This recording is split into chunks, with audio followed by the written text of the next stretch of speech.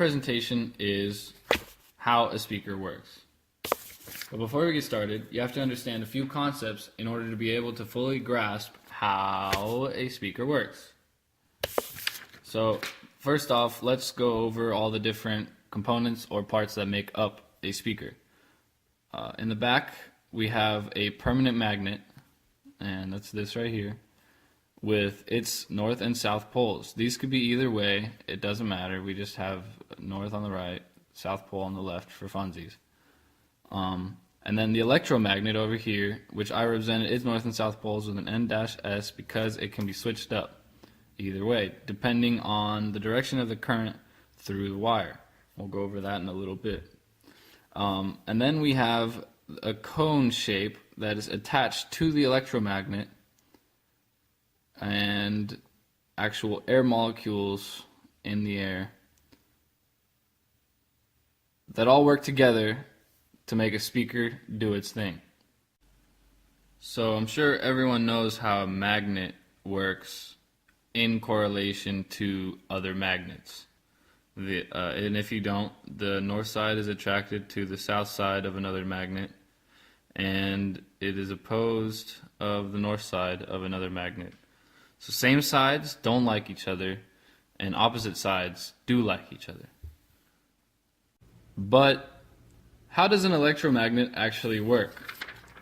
Let's look at that.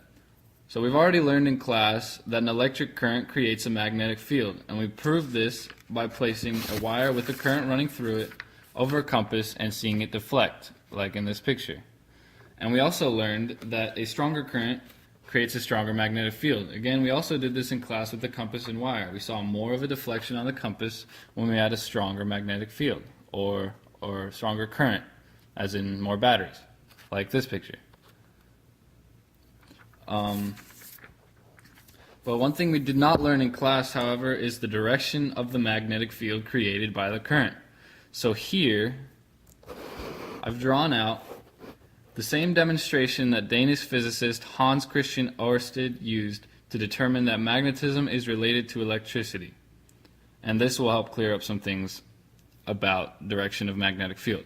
So this is the wire right here. Imagine it's running the direction of my pencil. It's just a dot, but it's actually running through the paper if it was 3D. And all these compasses around it represent the magnetic field created by the current going through the wire. You can see that it goes in either a clockwise or counterclockwise direction, and that is determined by the direction of the current through the wire. So down here, you see the current is running this way through the wire, creating a counterclockwise magnetic field around the wire. And if the current is switched up to go the other way, magnetic field now runs clockwise. So the concept of an electromagnet is to take this current carrying wire, and wrap it in a loop so that the magnetic field going around it, in this loop, they all meet in the middle to push up and out and go back around the outside again and then come back in the middle.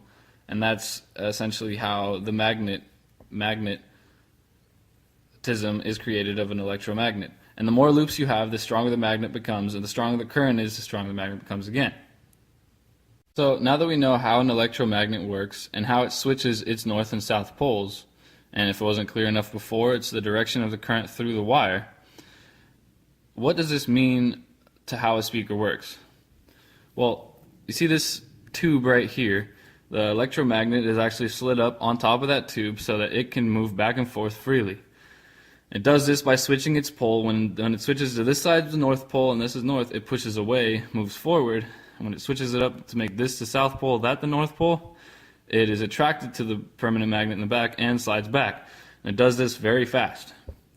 And this also makes this cone right here move back and forth with it, which then pushes the air in a certain pattern that creates a sound wave. So let's look at exactly what the cone vibrating back and forth is doing to the air molecules. And we'll use this picture to do that. So as the cone moves back and forth with the electromagnet, it pushes air molecules into little clusters like these here called compressions. In between the compressions are these empty spaces known as rarefactions. And that is a sound wave. That's what makes up a sound wave. What kind of sound wave? This is a longitudinal sound wave because the air molecules are moving back and forth in the same direction that the sound wave is actually moving to. Sound wave is moving this way, molecules moving back and forth this way. So they're going to bounce back and forth all the way across this space until they hit your ear.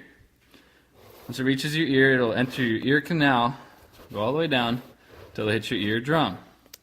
Your drum will then vibrate at the same frequency that the speaker is vibrating, or that the air molecules have are hitting it, which are the same thing, and send messages to Mr. Brain over here, who is saying, okay, and receiving the message. Then, so that's basically it. Let's overview the whole process of how a speaker works. So you have the permanent magnet in the back with an electromagnet, the permanent magnet acting as a base for the electromagnet to bounce back and forth on this tube, which moves the cone shape back and forth, which then pushes the air particles into compressions and rarefactions, creating a longitudinal sound wave